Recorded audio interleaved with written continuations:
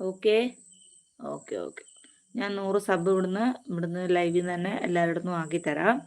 അത് കഴിഞ്ഞിട്ട് നോക്കിയിട്ട് കാണുന്നില്ല. എന്ത് കാണുന്നില്ല?